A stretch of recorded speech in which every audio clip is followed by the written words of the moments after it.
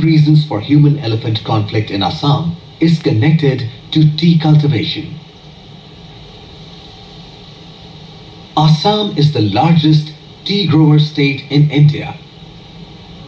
Elephants perceive tea gardens as extensions of their forest habitat, as they have been part of their migratory routes over centuries.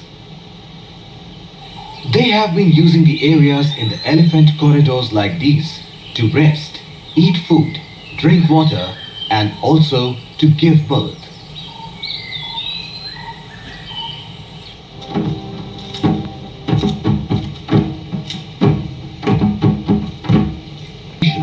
Date back to British colonial times, when lands were given on lease to the tea companies.